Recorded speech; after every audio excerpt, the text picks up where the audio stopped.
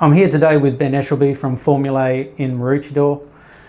Ben is the principal pharmacist here in this office, and he was instrumental in helping Victory Serum's products come to life. So we'll have a bit of a chat today and a bit more about your Formulae, yourself, and Victory Serums, and see how we go. Yeah. Thanks very much. So, cheers, Ben. Can you share a bit about your background, Formulae, and what led you to work with startup companies like Victory Serums? Yep. So my pathway's been quite a long one. So I've been a community pharmacist probably close to 30 years now, and I've been a compounding pharmacist probably for about half of that. Now, the reason that I got into compounding pharmacy and ultimately into what we're doing for you with skincare manufacturing and that sort of thing was I found that pharmacy itself was a little bit like studying to be a mechanic, and then you end up becoming a car salesman. So we learn all about how things like creams are put together, we learn about how ingredients work, we learn about the physiology of the skin, we learn about pharmacology. And so when you're sort of working in a traditional pharmacy, it doesn't give you the opportunity to explore that. Right. Now, I started compounding 15 years ago in my own little business, and one of the areas of interest, compounding is a very diverse area, as you can possibly imagine, but one of my particular interests became working with the skin microbiome and manufacturing skincare products. Okay. Now, when I'm also a qualified cosmetic scientist. Now, when I did my cosmetic science course, what I noticed was that when we look at the cosmetics in the current environment, they're very, very far removed from what we expect from a medical product. And so once upon a time, they may well have all come from the same place, which was a pharmacy. Yeah. So the apothecary would have actually made all of these things, but we've sort of gone on this separate pathway where we've got medical science, which is very heavily evidence-based. Right. And then on the other hand, now we also have cosmetic sort of stuff, which is very much unevidence-based. Right, okay. Now, where that becomes a problem is where there is that overlap. So when we look at trying to find products that are that have any kind of efficacious effect, we always seek straight for the pharmaceutical grade one, which generally mean that they've got some sort of pharmaceutical active in them. Right. Now, my personal belief is that's only half the equation. We need to actually look at how they're formulated, and so often we see people with various sorts of conditions, whether it's eczema or acne or dandruff, and we look straight for an active pharmaceutical ingredient. But where we're really missing out on is actually correcting what's wrong with the physiology of the skin, right? Okay, and the microbiome, and using just basic non-medicated cosmetics to fix the problem. Now, at the moment, cosmetics are focused on things like how they look, and how they feel, and how they smell, but there's no real credence or focus given to how well they actually perform. And that's what my desire is to turn that on its head, because we're missing more than half the most important thing by focusing on these little pharmaceutical agents. Right. Okay. So it's the function of the product itself and making sure that it's in a pharmacology, how do you say that? Pharmacological sense, that it's actually going to be beneficial for the end user, not so much just a cosmetic That's product. Right. So there's two things at play. There is a pharmacological effect, but what we want to look at is the physiological effect. Okay. Now, when you have a problem with your skin, there's something that's physiologically wrong with it. Okay. And if we delve deeper into it, there's two parts to the skin. There's the human part, and then there's the microbiome, which sits on top of it. And the two are absolutely inextricably linked. You cannot have, you wouldn't be alive if you didn't have all of those teeming bacteria and mites and viruses and fungus that live on your skin, which is the human microbiome. Yep. We absolutely rely on that. When that starts to become chaotic and disrupted, we find problems with the human skin. So it's a chicken or the egg sort of scenario. So we don't just fix the human skin, We try and repair the physiology, look at what's going wrong, and we also need to take into consideration the skin microbiome as well. All right, okay. Awesome. Thanks for that. Now, you work with quite a few startup companies in the cosmetic space. Mm-hmm. What was it about Victory Serums? And when I approached you in the early days with my own dandruff issue, and because I had quite severe dandruff, and what was the sort of the catalyst that brought us together? That you think why would I have chosen Formula over someone else? Do you think? Yep. I think because you'd actually seen firsthand. A lot of people have, but in your particular story, you'd seen firsthand that pharmaceutical agents that you were putting on your skin every day weren't really fixing the problem, and it wasn't really making the change that you needed. Yep. So as pharmacists, we still absolutely believe in using these pharmacological agents, but there's still the other part. What was broken with your skin to begin with? How do we fix that? Yeah. Okay. And so when we looked at putting something together for you, I think what we discovered was yes, that things like dandruff and whether or not it's on the scalp or the beard, it is very closely related to a disrupted microbiome. So let's fix that. Right. What makes Victory Serum's approach to dandruff control different from mainstream anti-dandruff? Mm-hmm. What do you see there? Yeah, so you're actually trying to address the root cause of the problem. When we look at a lot of like even traditional type dandruff type things, they either smell horrible, they're just an old remedy that seems to work that no one really knows how it seems to work. All those coal tar products and things like that. They might be pharmaceutical agents, which is fine. There is an overgrowth of various sorts of fungus that happens on the scalp, often in dandruff. However, they're also fraught with problems. So, when we start adding antifungal agents to the skin, we've got to remember that there are other actually beneficial fungus and microbes on the skin that you're going to be eliminating with that.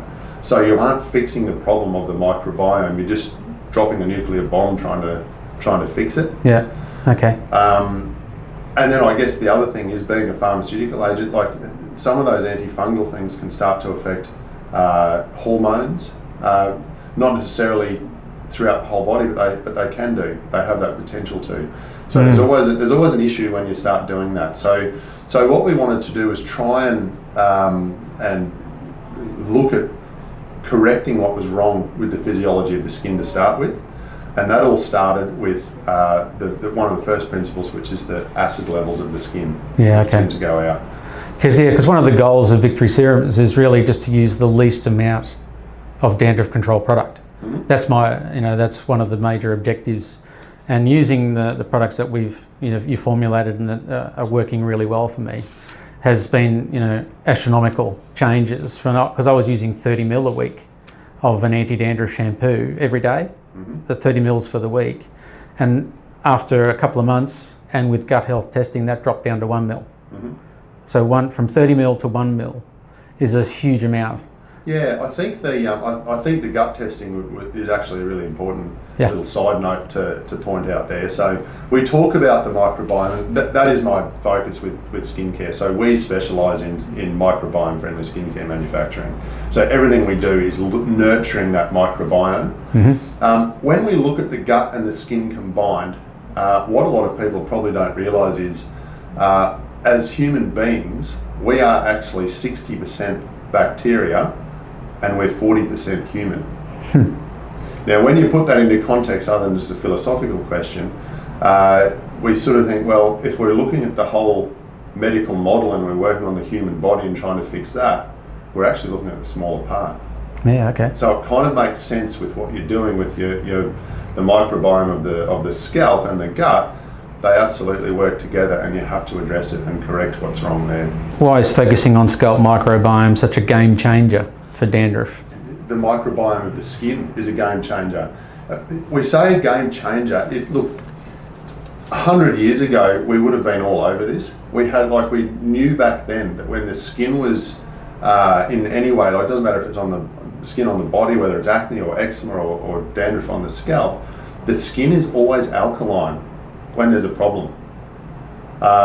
We knew that there was like dysbiosis or overgrowths of various forms of bacteria happening at the time, and so it's intrinsically linked with the pH of the skin. Okay. Now, what we've seen, as I mentioned before, with the cosmetics industry just taking things on a pathway where, you know, well, that smells nice, I'll put that on my hair. What we've lost sight of is what we're trying to do is correct the physiology of the skin, and that's what we're doing with Victory serums. Yeah, fantastic. So, how does Victory serums align with the broader shift in the market towards a microbiome friendly? Yeah. It absolutely leading the space. There's no one else I'm aware of out there that's focusing dandruff treatments on the microbiome of the scalp and the physiology of the scalp. Everything at the moment is still focused very heavily on pharmaceutical agents and things like that. So what we're doing is a low risk, low risk, high reward pathway for managing dandruff on the scalp. Yeah, awesome. Most anti-dandruff shampoos, have preservatives. Mm-hmm.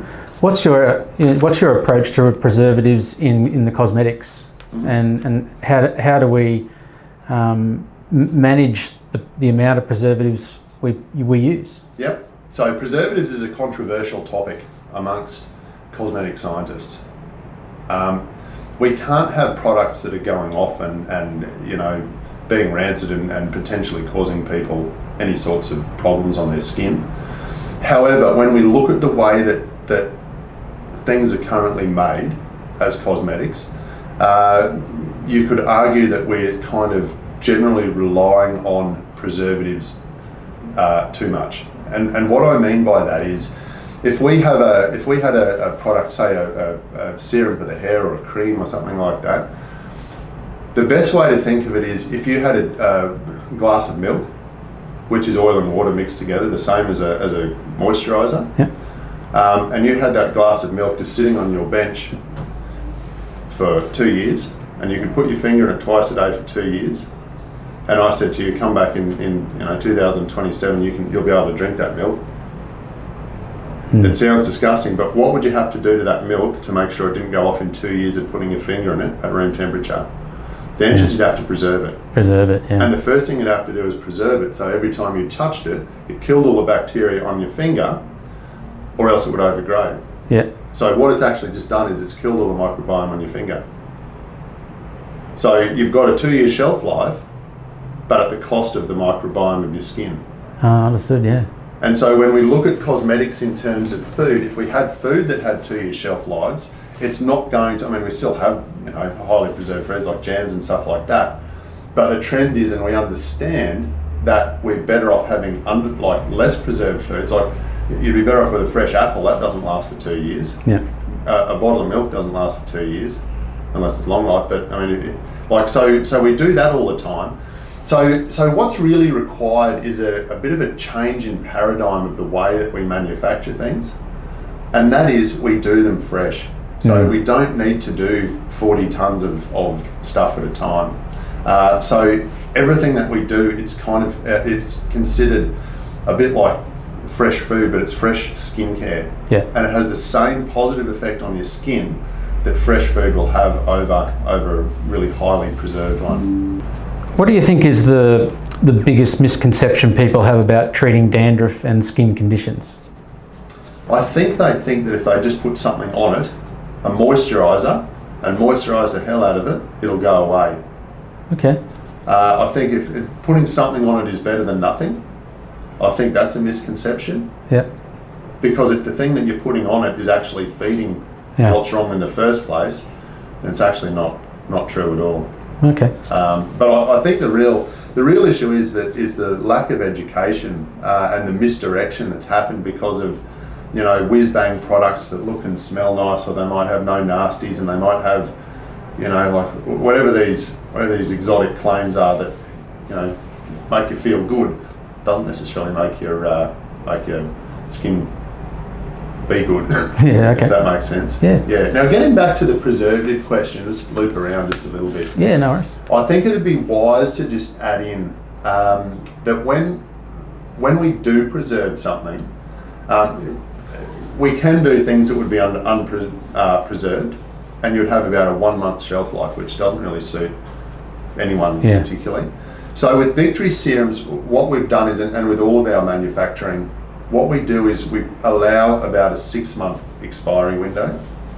Now that's short, but it means that we can sort of keep those preservative levels low. Now when we define what microbiome friendly means, if we look traditionally at how things like preservatives are used, then we do what's known as a preservative efficacy challenge. And that would be, if I have my pot of cream, I'll stick my finger into it and we'll put it on an agar plate and nothing should grow. So when I inoculate it with bacteria, nothing should grow, and that means the preservative is working perfectly because it's not going to go off. Yeah. But what we do with microbiome friendly, and then what we do with Victory serums, if we touch that product and we inoculate it, then we absolutely want to see something grow. Yeah. And that's the difference. That's the difference. It's completely on its head. Now that doesn't mean everything is tested to absolutely make sure that it will easily make that 6 months. We always put 6 months on it because that's sort of a standard. But it's like fresh food. You know, you won't have things going off because it's all been laboratory tested. We've tested everything for the whole duration of the expiry date. But what it means is when you apply it on your skin, it's not just some massive amounts of preservative just on the off chance that someone's going to put their finger into it and anything like that. So the packaging is also important. Yeah. So whatever you do with in all of these Victory serums products, and any microbiome friendly ones, they aren't to have your finger stuffed in them. Yeah, and that's part of the packaging. The selection of the packaging was really important for that. So the airless container for the serum itself, even the shampoo bottles, you flip the cap and you turn it up and you squeeze it out. So your finger never touches the cap. Where where if you had the other one that sort of flips up, you have that chance that your finger would do that. Yeah. So the selection of the lid was actually quite important in that process, and that was about you guys educating me in that space, and that helped a great deal. Yeah. And that was also with regards to the dropper bottle, because most of the serums out there in the market have got dropper bottles, and you've got the dropper in the bottle. You go and touch your scalp with it, back in the bottle. So you've got that cross-contamination element, and that was the part of the process of coming up with the separate dropper and an applicator. Yeah, that's it. Yeah. So there's just a few little things we have to work around, and I guess from a user perspective as well. Will these things be right if I leave them in my car for 2 weeks? No, they won't. They're very fragile, and I guess like you could sort of say, look, it's a bit of a pain to have to keep them in a fairly cool spot. They don't have the ruggedness that a lot of products have, and so when they're purchased, they need to be kept. You don't need to necessarily put them in the fridge, but they need to be kept at a fairly cool room temperature for the whole lifetime. Yeah. And that's part of the education for the Victory Serum clients. Then I go through that in the manual as well as in online. It's just about educating them to not leave the products in the shower, so to take it in when you're going to use it and pull it out, so it's not in that humid environment. That's it. And not in direct sunlight, that sort of thing. Yeah. Just to give that the longevity of the product. That's exactly right. So in the shower cubicle is a big one. But it is a really important one to remember. So if you think about it logically, when you buy a shampoo that's able to sit inside a shower cubicle for 2 years, you imagine like a glass of orange juice sitting inside your shower cubicle for 2 years. Like it's really hard to keep mold off tiles for 2 years. So how do you stop it growing in something that's full of vitamins and nutrients and stuff like that? You can't. Yeah. So we just need to sort of think a little bit that this is something that's helping the bacteria or your microbiome on your skin. It actually facilitates life, and so it's going to be very, very prone to helping everything grow, and sometimes it's not the best one. So why do you think people struggle to break their dependence of traditional anti-dandruff shampoos. Habits are a hard thing to break. Yeah, because I did 45 years before I approached you guys for solutions, and that was, and it was really just about educating yourself that there is other option, right? Yeah. Habits are really hard to break. It doesn't matter what it is, or anything, but skincare routines and things like that. Even if things don't work, you'll just find people still stick at it. Yeah. It's like trying to win at a poker game or something. It come down from, from my father and mother, when I was a kid, because I started using it at 9. That was my education. You use this. So I used it because that was what they used. So it's really just about, educating now. If you do have teenagers in that space, there are other options available now. Yeah, that's right. And I think it was a case of actually being able to physically see the changes that were going on. So when we showed you that what the correct pH or acid level the scalp should have been. Yeah, after I'd been using the products for a while, my scalp was sitting around 4.9 to 5. Yeah. That was the pH when I was testing it. Yeah. But, when I went through that 55 days of nothing, I had full overgrowth. It was horrendous, oily, really bad. But, because I'm using these low pH microbiome friendly shampoos, which is, made around 3.7 pH. But my scalp is not testing 3.7. No. It's sitting around that 4.5, 5. Right. So it's still at that level. And is that the right balance of a pH? That's right. So what you'll find is, without getting too deep into chemistry, your skin resists changes to the acid level, and so therefore we need to sort of bring it down.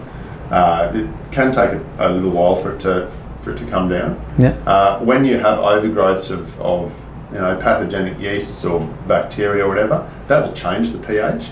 So they will try and hold it at a higher pH. So what we want to do is try and reduce those numbers, make it more inhospitable for them to flourish at these more alkaline conditions. Yeah. And once they start to sort of disappear a little bit, the skin will naturally start to come down as well. Yeah, and you sort of get this homeostasis. So it's a little bit like gardening, I guess. Like if you've got all the soil suddenly changes, you've got weeds growing everywhere, you start changing the soil again and make it uncomfortable for those weeds to grow, and eventually they'll just disappear, and you'll have your garden back. Yeah, because I've been using that low pH microbiome friendly and for more than 6 months now, and the pH is not sitting at 3.7; it's still sitting at around that 4.5 to 5. So that seems to be that happy medium for my scalp anyway. Yeah, that's right. What advice do you give for people who have tried every anti-dandruff product on the market without success? Yeah, I think you need to look at the root cause of the dandruff. What causes it? Generally, what we understand now is it's caused by a dysbiosis on the scalp, which means there's an overgrowth of dysbiosis means overgrowth of bad bacteria or yeast or whatever it might be. It changes from what it should be, and then we get flaking and itching and irritation of the scalp. So we need to fix that. Yeah. Now we don't need to necessarily use pharmaceuticals. There is a place for it, but what we want to try and do is make the environment of the scalp restore the physiology of the skin and restore the microbiome.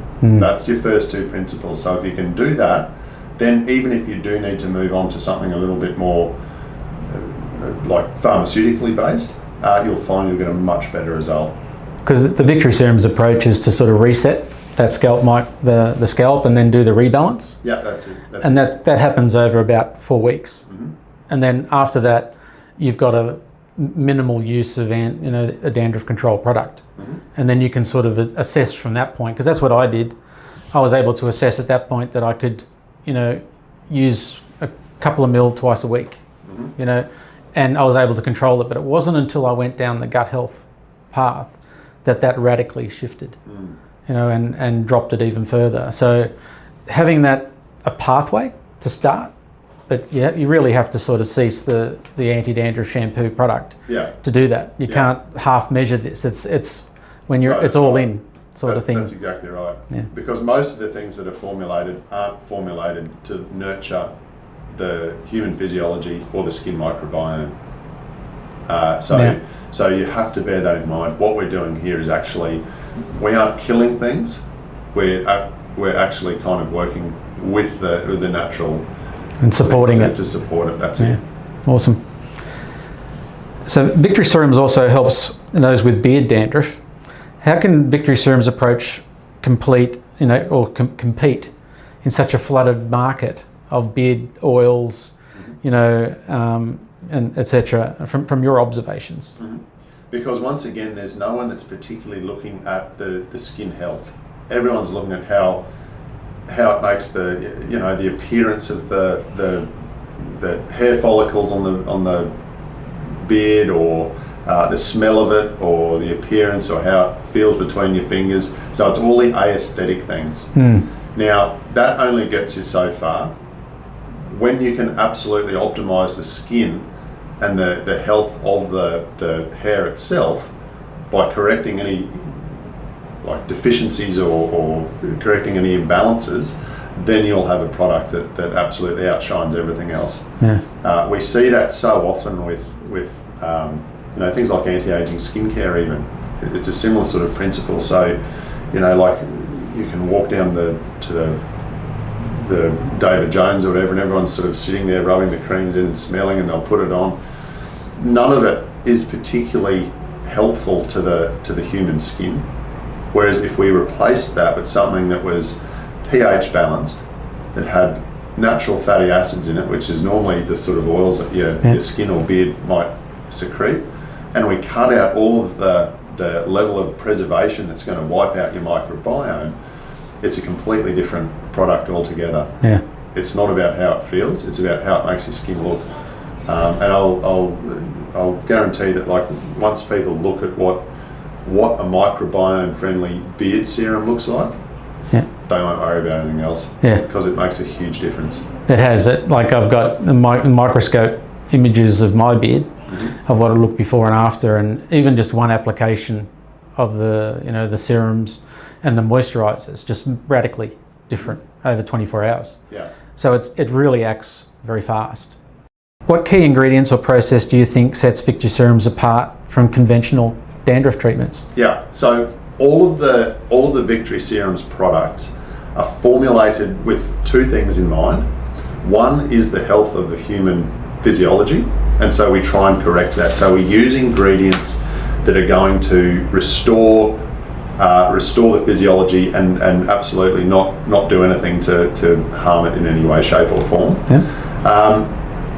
It will be primarily also formulated around not damaging the microbiome. There's two layers of products that we have with Victory Serums. One is what we've certified as microbiome friendly, and the other two we haven't put as microbiome friendly because there is an ingredient that we use in there that we use for a very short amount of time to get things under control, and that's peroxidone. So that can, if you were to use it everywhere, all over your face for a long period of time, that would start to upset the microbiome. But that's not how we use it in this particular instance. Sometimes you just need to clear the skin to a different level, but then you need to always restore the microbiome after that. Now, having said that, even though they're not microbiome friendly per se, they are still formulated in line with everything else that we do, and that is three principles. So the first thing that we always look at is the microbiome is fed by the oil that comes out of your skin called sebum. Now, human sebum is really rich in something called fatty acids and glycerin. So glycerin moisturizes the skin. Fatty acids, the key there is they acidify the skin. So as oil comes out of your skin naturally, the microbiome digests all of that and it turns it into fatty acids, hence acidifying your skin, and glycerol, which makes it nice and soft and moist.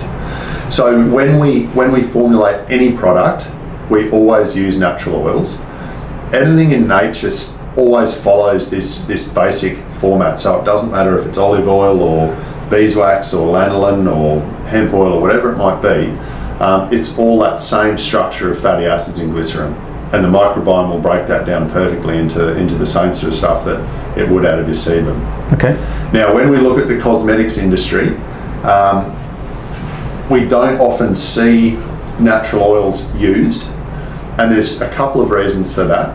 One is they can go rancid over the space of 2 years, and we're dealing with massive shelf lives. Yep. So you need to kind of fortify them. But the second thing is, it makes it difficult to formulate for marketing purposes. So what we do is, in terms of generally, you'll have a marketing department say, look, let's make a cream for a 35-year-old, 30 to 40-year-old woman, and they're going to be living in the tropics and be a light cream. So to make a design out of just natural oils is very hard. So what happens is you chemically modify a natural oil, and you might get 10 different sorts of oils, all with different feels and viscosities, and someone will mark that and say, look, this derivative of olive oil, this ester might be perfect for women aged 30 to 40 years old. It has an uptake of, like, marketing data suggests that women absolutely love this light sensory sort of feel on their skin, and therefore when we're trying to do when we make skincare products, the marketing department says this is the person, or you would come to me and say, look, it's for men, in whatever age group, and they're putting it on their scalp. I could just type that in, I'd get a chemical that would be the perfect oil to use. Right. It wouldn't be a natural oil, but Okay. it makes it simple for me, and I know that there's some good market feedback for it, and so in it goes. Right. So we don't use oils like that. They're not toxic, and they're not nasties, and they're not, going to give you cancer and all this sort of stuff. That's not true either. So, there's things like petrochemical oils, and there's naturally derived oils, and then there's, silicons, all different kinds of things that are basically just oils, and they all give different skin senses. Yeah. But we stick to the natural ones only because it will feed your microbiome, and it's natural, like your physiology will benefit from that. Yeah, okay. So that's point one, and that's the first thing that's gone into all these Victory serums. And you'll find that on all of the labels there is always a natural oil. So the second thing is, we need to have the pH of the skin always below 5. Generally, if we start to look at the pH of someone with a skin problem, it's 5.5 and above. Okay. Now, if we looked at something like a standard moisturiser that you could just buy off the shelf, what pH would that be? No idea. That's right. Yeah. No, Don't know. no, That's it, because right. it's No, not labelled. It's not. You're not told on the packaging at what it's balanced at. That's exactly right. And so when we look at things like acne or eczema or rosacea or dandruff, we generally find that, and we've known for like 100 years again, that the pH of the skin is alkaline. And the worse, the more alkaline the skin, the worse the skin problem. Yeah, okay. So if you've got chronic eczema or chronic dandruff or chronic whatever, and you're putting a product that has a pH 7 on it, You're not helping yourself. well, you're not really at all, you're not going to go anywhere. Yeah. You can put a super duper whiz bang pharmaceutical agent in that'll, wipe everything out, but you're not really doing yourself any favours. Yeah, okay. Other ingredients that potentially can affect the microbiome. So that is things like preservatives, but that might be lots of ethanol in a product, or it might be lots of propylene glycol. There's a whole heap of things that can upset the microbiome in standard sort of products. Yeah. So all of the products have been formulated in a way that will be minimised. So even the products with that you have in there, like peroxide and that sort of thing, that's the only thing in there that would potentially cause, that can potentially disrupt microbes on the skin. Okay. And then that's balanced out, because that's part of using that. Once you've gone through that reset phase, you're trying to use that as least amount as possible, and then replacing it with that microbiome. That's right. friendly. So you're resetting, but you're not resetting and then also putting it in a pH of 7. Yeah. So you could kill everything off and then leave the soil at a pH 7. What's going to grow back? Just weeds. So when we kill it, if we do need to get rid of overgrowths of anything, we want to make sure that the only things that come back are the beneficial ones, because we've set the soil perfectly for them. Yeah. How does the prebiotic approach in Victory Serum's formulations benefit the scalp microbiome? So The prebiotic approach is, once again, it's using those fatty acids or the natural oils to feed the microbiome. It's using the pH of 4.5 and anything under 5 to foster the growth of the good bacteria. Yeah. So what we're doing is we're gradually making it very uncomfortable for the bad bacteria and yeasts to grow. And so what we're doing is we're providing a prebiotic environment for the bacteria and yeasts and microbiome that's beneficial for human scalp health. Okay. What's the most important formulation factors when designing a microbiome-friendly shampoo? Yep. So there's a couple of the three factors that we talked about before: the fatty acids, yep, the pH, and the lack of things that will affect the scalp microbiome. But there's another really interesting one with shampoos as well, and that is when we look at how shampoos are formulated, people have this conception that when we have foam frothing up everywhere, it somehow equates to a cleaner scalp, which is untrue. Now, foaming surfactants are what goes into shampoos, and the way that they work is that the surfactants themselves are designed to dissolve. They dissolve in both oil and water. So you make the oil and grease on your skin water soluble, and then it will just wash off. So that's the way that all soaps work. Now, when we look at shampoos, everyone wants a foaming one because that's just the way the industry has kind of gone. The marketing has angle gone that way. Yeah. The problem is all of these shampoos that foam, to get a really nice foam, you need to put a negative charge, in a chemical term, you need to put a negative charge on these little soapy molecules. And what that does is, just like a balloon, the negative charges are all kind of lined up in a circle, and then they just repel. And so you get this really nice foam starting to form. Okay. Now, if you don't have those negative charges, what happens is you get little bubbles, but they just kind of, they don't have that voluminous sort of expansion of foam.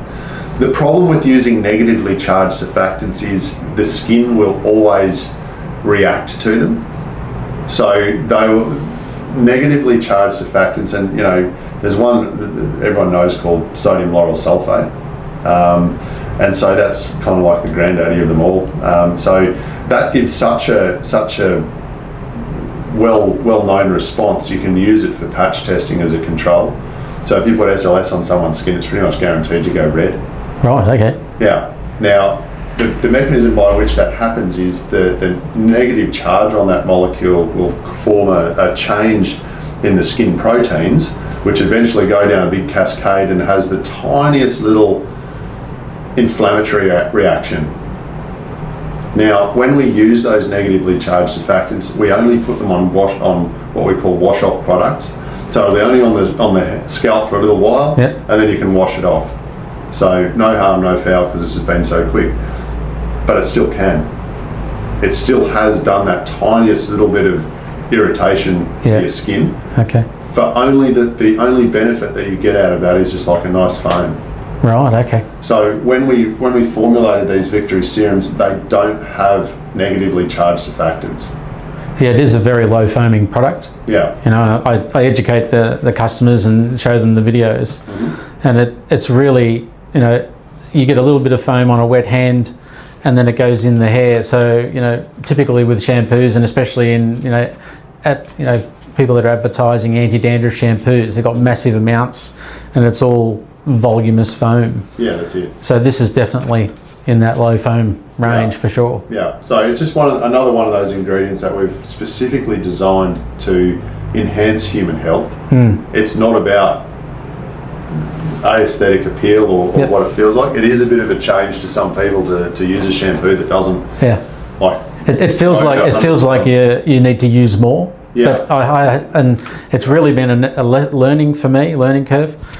I started off on about 1 ml in the hand, and it was too much because the product itself does go a long way. A little bit goes a very long way. Yeah. Yeah, absolutely. So it's going to work absolutely every bit as well as any shampoo that you would have that foams up like a but just doesn't cause the irritation. Fantastic.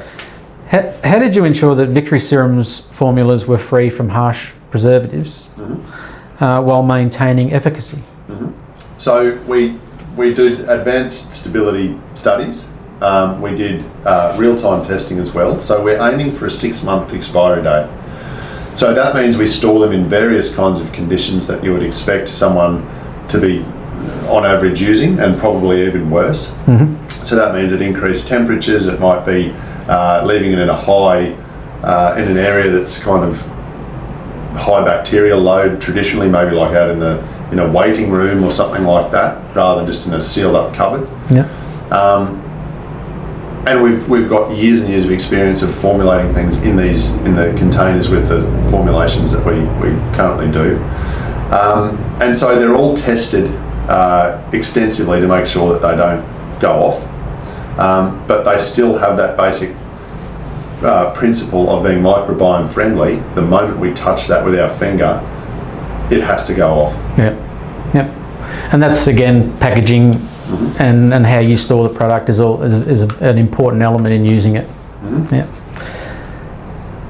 Victory Serums has been in the research and development testing for the last year. So this time last year we were chatting initially. Do you think it's possible for this product to be a disruptor in the market? Yeah, absolutely. It's completely opposite. Yeah. In just about every way, from the way that it's been formulated, the way that it's designed to be used, and its target. The characteristics of it will be different. So there's nothing similar to this product that's currently on the market at all. We were talking before about the shampoo with no foam. Yeah. There's not too many of them around. There's even less around that will be formulated to match the pH of a healthy physiology on the skin, and there's even fewer again that are designed to boost up as a prebiotic for the microbiome and the scalp. Yeah. How important is microbiome friendly certification when considering products in that space? Yeah, look, microbiome friendly and the microbiome itself it's starting to become prevalent in the skincare industry. Now there's a lot of, once again, because there's no restrictions and it's far less controlled than what we have in the medical field.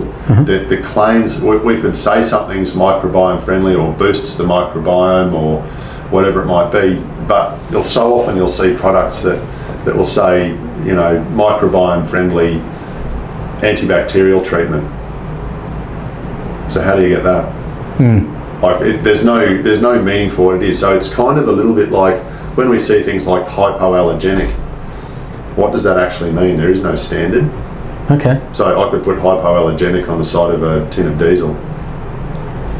Yeah. Because there is no there is no what makes hypoallergenic. There's nothing. So what makes something microbiome friendly? A lot of the time it's stuck on products just because that's what people want. It's a marketing angle. That's it. Yeah. But there's nothing behind it. Yeah. Okay. So with our microbiome friendly seal, we have a full explanation and we've got our own website as to what goes into that and what makes it microbiome friendly. Yeah. And we're constantly pushing doing new research and finding new avenues to strengthen what that means. And that's about credibility as well. Like even in Victory Serum's products, only the products that are really microbiome friendly. So if there's one ingredient in there that's going to throw that out, you just don't get that certification. So it is important to, even though they're made in a microbiome friendly approach and process, if there is something in there that throws it out, you don't get the certification. That's right. And that's about integrity and credibility of your brand. Yeah, that's exactly right. So it's a little bit like, we said, like another big growing area at the moment is probiotics in skincare. Now, a probiotic is obviously a strain of bacteria that goes on the skin. Now, there's 900 species of bacteria that you know of so far that go on the skin. One of the really beneficial ones that we have on our skin is Staph aureus. We know what happens when we've got too much Staph aureus. Yeah. The Staph aureus is like, without Staph aureus, we'd probably, we'd definitely have all kinds of problems going on. Now, if we started to, one problem with probiotics on the skin, how do you supplement one probiotic if you don't know if it's without disrupting the whole fragile ecosystem? The other thing is when we actually look at like a probiotic skincare, that's like yogurt. How long does yogurt have a shelf life for? About 3 weeks. Yeah, a few weeks. So when you see a probiotic cream that's got a 2-year shelf life, we've actually agar plated some of those creams, and nothing grows. Yeah, no microbiome friendly there at all. Well, it's all dead. It's all dead. Fair enough. So what role does gut health play in scalp health and dandruff control? Yeah, look, the gut microbiome, it's an emerging frontier of medicine and science. And so we're still very early days. We're a bit like cavemen walking around just discovering medicine for the first time or something like that. We know that the gut microbiome impacts just about every aspect of human health and is probably involved in most disease states. The gut, the brain and the skin are all intrinsically linked, and it's called the gut-brain-skin axis. Now generally what happens is in an accepted model of how this all fits together, when the brain gets stressed, it sends out stress signals to the human body for fight or flight. Now the gut microbiome doesn't really have a set of eyes, so it doesn't know what's going on. But when it senses this stress, it changes its composition. Now normally in good circumstances, it's making all these sorts of chemicals that will do things like that keep cholesterol under check, they keep fat metabolism going, they keep energy levels high, and they moderate the immune system. Now when it changes, what happens is the body starts to store fat because it doesn't know whether the human's going to be dead anytime soon. Right. So it doesn't know if it's got another meal. Like, it doesn't know what the stress is being caused by. So it could be workplace stress, but it thinks you're running around the desert without any, 24 hours from death. Okay. So then it will start to store fat. Then it will start to sap away all your energy because it doesn't want the human running around with energy, like wasting itself away in that way. Cholesterol goes up, and then finally what it does is it ramps up the immune system. So the stress causes all of these things to happen: increased weight, increased fat storage, decreased energy, increased immune system. And then what happens, because it doesn't want the body to be attacked by foreign organisms, when you start to increase the immune system, then you start increasing inflammation, you start increasing allergies, you start increasing all these other sorts of pain that aren't necessarily beneficial. So then what happens is the brain has just triggered the gut into this state, which then signals to its mate, the skin, and says, look, I think there's something going wrong here. So then the skin also starts to do exactly the same sort of thing. It ramps up the immune system, and you'll find that people, when they get stressed, they'll often get rashes on their skin, whether or not it's rosacea or psoriasis or stress pimples and all that sort of stuff. And that's because it's gone from brain to gut to skin. Wow. Now we can try and fix the skin and put steroids or whatever else it might be on there, or we can try and fix the brain. Give someone Valium and that'll calm down their anxiety and stress. But what you've got to remember is that the gut microbiome is still 60% and the human is 40%. Yeah. So you can try and fix the brain and the skin, but you won't win against the gut. So the gut seems to have this role where it's the driver of just about everything. And if we treat it as such, then we sort of start to understand the importance of making sure that it's balanced. Now, in terms of what makes it balanced, well, we're still right at the very beginning of what we're doing with gut microbiome and medicine in that regard. We've had thousands of years working on the human body, but now we're going to have to start looking at the other side. Yeah. Okay. Fantastic. Can you explain how gut microbiome imbalances might contribute to chronic dandruff? So once again, we've got a imbalance in the gut microbiome, which once it gets out of balance, you start getting what's called dysbiotic bacteria can start to grow. And just like the skin, when you've got dysbiotic bacteria, they have other influences on the body, and they'll start to release inflammatory chemicals through the body. They'll ramp up the immune system, so you've got more sensitive inflammation in the skin. Okay. And so what we want to do is when we try and weed out those bad bacteria in the gut, you can often find that you can improve people's skin conditions. What are some common signs that someone's gut health could be affecting their scalp? The fact that they've got a scalp condition in the first place. Okay. There's no, if we look at everything from the context of gut health, then it kind of seems like when all you've got is a hammer, everything's a nail. But it's such an important part of all of our health that it's such a low risk way of looking at problems and deep diving into what's going wrong. Then why wouldn't it? Yeah. We don't fully understand, and that's the honest truth. We don't know how everything links up, but we do know that even our rudimentary treatments that we're doing on the gut now are having profound results. Okay. What types of gut health testing can help identifying underlying issues that might be linked to dandruff? Yep. So there's a couple of things that you would traditionally look for. One is the beneficial bacteria in the gut. So they make their own anti-inflammatory type compounds. So they're called short-chain fatty acids.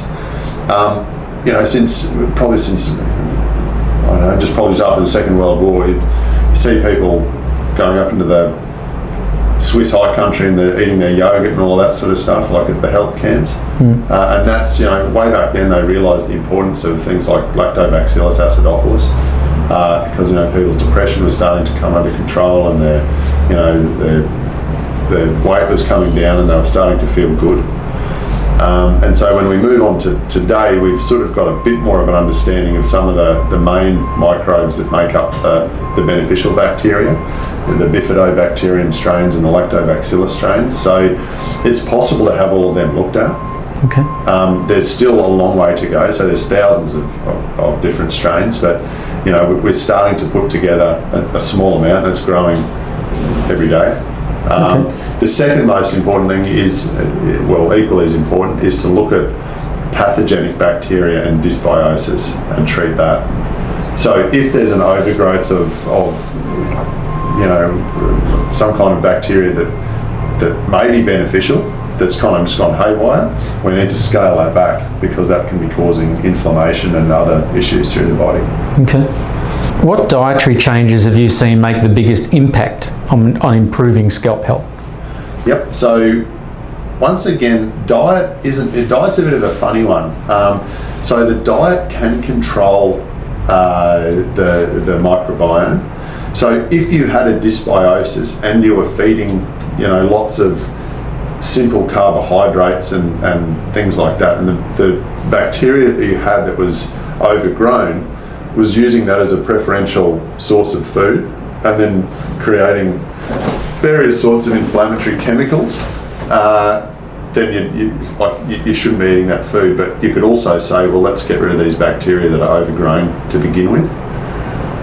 So it's sort of understood, but not really. Probably what we understand more at the moment is to kind of rebalance the gut microbiome first. Once you've done that, then it's amazing how people actually understand, I'm not going to feed, I've just done all this work fixing my gut and I feel great. A number of people have changed their diets. Absolutely, yeah. Same with myself. The way once you've done the testing, and you've got your gut health in order and you're seeing the results of that, and for me that was in improved dandruff. The last thing I want to do is sort of go back. Yeah. So you are conscious. It's a really common thing that people's diets changes. Yeah. Even your selection in grocery stores shift, your restaurant choices shift when you're going out and having a meal. It's amazing how that impacted purely off getting gut health test results and going through that sort of treatment process. Yeah, that's actually really common. Yeah. Okay. How do food sensitivities relate to inflammation and skin conditions like dandruff? So once again, food sensitivities can be brought on by a dysbiosis in the gut. So if there's bad bacteria, they're going to be digesting food and creating free radicals and all kinds of things. So we just need to fix that up. Okay. How can someone know if they need to improve their gut health to better manage their scalp condition? Once again, I think if you've got a scalp condition, effectively, just right? have a look at the gut. Yeah. It's like it doesn't necessarily mean that that's what's causing it, but in terms of risk and benefit, it's why would you not? Yeah. Okay. Fair because enough. Generally, it's not just going to be limited to your scalp. There'll be some other aspect of your life that it could be potentially affecting. Once someone's done gut health testing and they've got their results, what are the steps that you recommend that they go through to, based on the results? Yeah. So there's three steps involved. One is, we call it weeding, seeding, and feeding. So what we want to do is weed out any bad bacteria that are there. That's bad bacteria or yeasts or parasites or something like that. We need to get rid of that. The next thing is feeding. So what we want to do is we've got the good bacteria in our gut. We want to make sure that they're fed all the right prebiotic ingredients to absolutely make them thrive. So consider it a little bit like fertilising a garden. You've got your good bacteria there. You really just want your good trees to just come up, and then you won't have weeds because the good trees are going to just absolutely make it inhospitable for them. Right. And the third thing is seeding. So that means that when we look at the beneficial bacteria in your gut, sometimes there's deficiencies. So if there's a deficiency, what we need to do is reseed or re-inoculate the gut with that particular strain of bacteria. Now, we normally do high-dose probiotics that are specific based on what a pathology reading says. Yeah. And the reason we don't recommend probiotics willy-nilly and in general is, once again, we don't really know what we're doing. And so we know from the skin, we've got Staph aureus, which is a beneficial microbe, but if we have too much Staph aureus, we start losing arms and legs. Yeah. If we had Lactobacillus acidophilus and we didn't have enough of it, we know that things like cholesterol start to go up and mood starts to come down and all of that sort of thing. You get more inflammation. But if we had too much, what happens? Yeah. And that's the problem with when you're going and just buying off the shelf based on this is good for skin health. I know that when I was going through mine and I got the test results, if I had have taken an off the shelf product, beneficial bacteria would have been over the top. That's right. And some of the things that I really needed weren't included. That's right. So you really need to have that test to have that visibility of what's going on. So it's more of a theoretical type thing that I sort of foresee as a problem. But if we're taking high dose probiotics, which are all the rage at the moment, what could possibly go wrong in 20 years' time? We put ourselves, potentially putting ourselves or humans into a state of dysbiosis, and we know that things like Parkinson's and MS and all these sorts of things are caused by imbalances in gut bacteria. And not to say that's going to cause it, but we just don't know. And so therefore I think we're sort of at a really interesting point in where we are with gut microbiome stuff. On the flip side, things like yogurts and fermented foods are fantastic. Yeah. But the difference is they're very low dose concentrations and they're like a broad sprinkling of everything, and that's absolutely recommended. Is to try and have as much fermented food and a broader range of probiotics in that way as you can. But as for really high dose strains that are, we don't know if you need them or not. I think that's way out in the blue. The other thing as well that I learned through my own research and into this was, it's taking something off the shelf. You don't know whether it's going to really help you, first thing, but you lose time. You could try that for 30 days and you don't get any result, so maybe you try another one. And then you've not only spent all that money, trying to use off-the-shelf products, you've wasted 3 to 6 months, and you've still got issues. So having the test was really quite fundamental for me, and you're experiencing that too with your own clients. Yeah, that's right.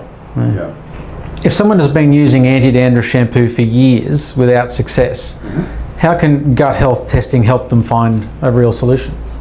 Yeah, well, it can identify an underlying problem. So dysbiosis in the gut can most certainly trigger skin conditions. The brain, the gut and the skin are all linked up. It spreads inflammation throughout the body. And so basically, like what you might find, that there may be a problem, there may not be a problem with the gut. But if there is and it's caused by inflammation and that sort of thing, then often what we see is it's not just, the person doesn't just have dandruff or problems with the scalp. Yeah. You know, they might have arthritic pain, or they might have something else that's coming out, or you know, just symptoms that they wouldn't attribute one to the other, but actually is the common cause. Yeah. Okay. So when, you know, as part of the Victory serums, we have that, you know, referral process to you guys and yourself and your team. Can you just talk through what would, you know, if someone wanted to approach you guys through Victory serums, what would be the process that you'd put them through for the gut health testing? Yeah, absolutely. So what we would do is everything like Victory serums. There's a lot of education around it. What we don't want to do is just to test, and then just take this, or we'll call you if there's something wrong or something like that. What we want people to do is actually understand every part of their gut. And so there's a consultation around that. So it's an education piece. Why is my gut doing this? Why is it important? Why are we testing this? How are we going to fix it? In fact, by the time it comes a point, like if there's something we need to fix, if there is an overgrowth, we want the person to be able to say, this is how I think we should do it. And so when you take control of your own health like that, it just arms you better for moving on in the future. So it's a fairly short consultation, probably about 35 minutes or so, and we go through every aspect of your gut health, the importance of it. The gut test itself is a stool sample, and it takes about 2 weeks to get a result because it has to be cultured in a lab. Everything is done from your own home. So we talk about the gut, we order the test, it comes to the person's house 2 days later. You fill it out according to the instructions. It's a stool sample, so make sure you've got nothing on that weekend. And then basically 2 weeks later we'll give you a call and we'll go through the results. Yeah, okay. And what's in your experience with all the clients that you've been dealing with, what's been the feedback from the gut health tests and then obviously the treatment on the back of that? Yeah, so I've been a community pharmacist, as I said, for about almost 30 years. Probably 1 in 200 people will say this drug is amazing. You know, like it's absolutely allowed me to do things. Yeah. Since we've been doing gut testing, of which we've done thousands, I would probably say 6 in 10 people say this has changed my life. Right. Wow. And so That's huge. We're right at the very tip. We still are like in its infancy with gut microbiome treatments, but the results that we're getting they're phenomenal. Unreal. Well, thanks very much for your time, Ben. No worries. It's been a fantastic learning experience for me over the last 12 months in research and development, and Ben and his team here at Formulae have been instrumental in getting Victory Serums, the products, up and ready for launch, and helping me with all my inquiries throughout these last 12 months. There's been missteps for me on process and how to use it, and the team have been fantastic. So thank you very much. Well, I think you've got a winning product, to be honest. Like, there's nothing else like that. Not in a huge radius is any product like that on the market. Yeah. And you are redefining what we can do with dandruff control and the microbiome. Awesome. Thanks very much for your time. No worries.